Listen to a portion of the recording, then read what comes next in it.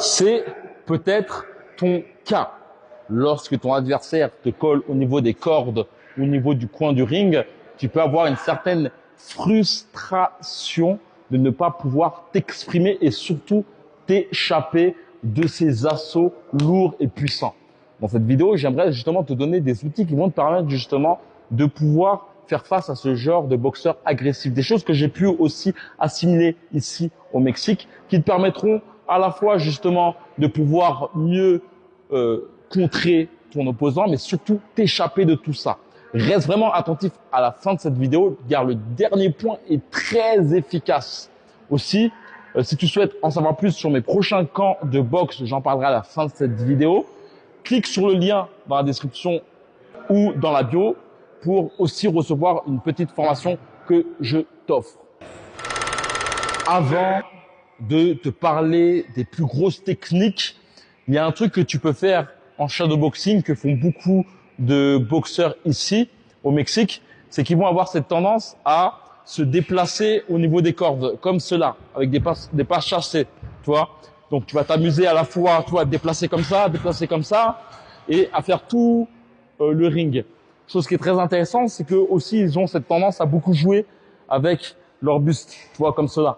Tu vois, il y a cette affaire de ça, mais il y a aussi cette affaire de ça. D'ailleurs, à la fin de cette vidéo, tu comprendras pourquoi ce mouvement est très intéressant pour pouvoir contrer ton opposant. Le point qui est très intéressant à travailler, c'est clairement le travail au niveau des cordes que tu peux faire en ayant tes pieds justement de façon horizontale, mais aussi verticale. Tu vois, le côté vertical va te permettre, tu vois, de pouvoir être mieux stable, ce qui va te permettre aussi de pouvoir accrocher ton opposant. Tu vois, en faisant une esquive en U, tu vois, tu vas faire un U qui va te permettre d'accrocher ton opposant, ce qui va te permettre aussi d'envoyer un uppercut si tu le souhaites. Tu vois, boum, comme peut faire Bernard Hopkins.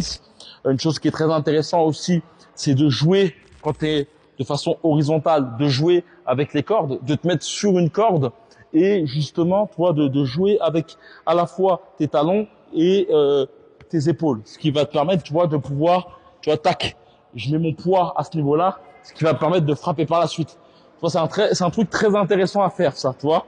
Vraiment jouer justement même, tu vois, là la corde est au niveau de mes hanches et je vais jouer justement avec cette corde. En termes généraux, il y a plus de cordes, donc ce qui va te permettre, tu vois, de pouvoir t'installer et pouvoir frapper ton opposant. Le but vraiment, c'est de faire en sorte de vraiment t'installer sur une corde pour pouvoir justement... Ce mouvement que j'aimerais te partager est très intéressant. Par contre, là, il faut avoir un certain niveau expert. C'est le fait justement de te servir d'un pivot qui va te permettre de t'échapper. C'est un peu en deux temps. Le but, premièrement, si tu veux aller de ce côté-là, c'est de faire en sorte de te servir de ce pied-là pour faire un pivot. Ce pivot va te permettre de pouvoir, même si possible, frapper ton opposant. Tu vois, ce pivot va te permettre de frapper ton opposant, mais il va te permettre surtout de pouvoir t'échapper par la suite. Tu vois, en fait, comme je t'ai dit, c'est en deux temps. Je vais aller là, donc je vais faire ce pivot-là, et en fait, ça va être ce mouvement-là qui va me permettre de m'échapper et aussi par la suite de frapper mon opposant. C'est-à-dire qu'en fait, tu peux frapper ton opposant de deux façons. Tu peux le frapper directement comme ça, ou tu peux le passer comme ça, tu vois, tu vas partir, et là, tu peux frapper par la suite. Très intéressant. Ensuite, une chose qui peut être appliquée, c'est que lorsque tu es collé aux cordes, même au niveau du coin, tu peux aussi faire en sorte d'essayer de t'échapper grâce à ton appui. Tu vois, ton appui va te permettre justement de pouvoir t'immiscer et de partir par la suite.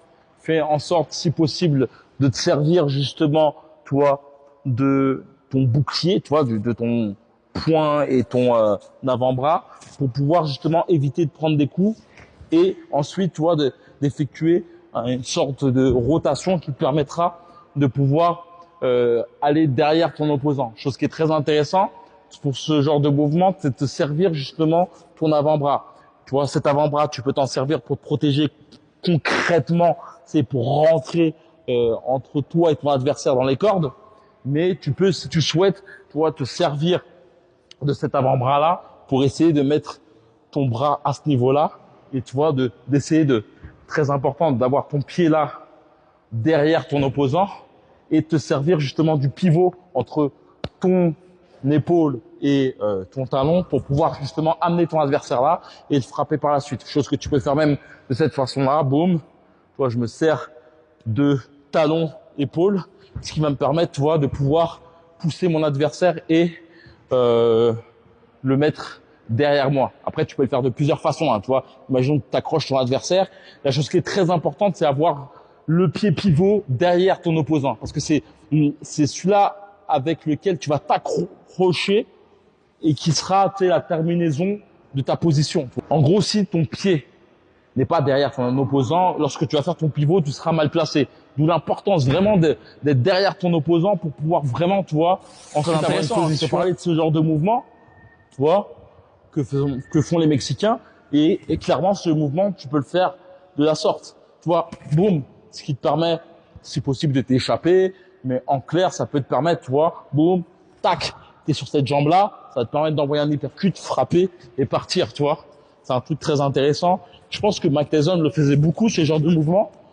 Mais c'est très intéressant, justement, lorsque tu es aux cordes. Ce qui te permet de frapper ton opposant. Boum, bam, bam, et de partir par la suite. Tu vois? Si tu sens que tu stagnes au niveau de ta boxe, que tu as pas forcément une grande connaissance de ton corps, tu sens que parfois que tes appuis sont mal placés et que tu n'arrives pas forcément à rectifier le tir, ce qui t'amène justement à être bridé au niveau de tes points. Sache que dans la description en bas du lien de cette vidéo, tu pourras avoir une formation que je t'offre qui aura pour but justement d'améliorer ta technique de boxe. Le but, c'est de te donner justement une succession de vidéos qui va t'expliquer ma méthode pour pouvoir décoincer ta boxe, que ce soit au niveau du mindset, mais aussi au niveau de la connaissance de ton corps. C'est une formation que je t'offre. D'ailleurs, en cliquant dans le lien dans la description, tu pourras aussi avoir plus d'informations sur mes prochains camps de boxe. Ces camps de boxe, clairement, c'est 10 jours de boxe intensif. On s'entraîne matin jusqu'au soir. Le but aussi, c'est un peu de visiter la ville où on sera. Actuellement, je suis au Mexique, à Guadalajara, la ville natale de Canelo.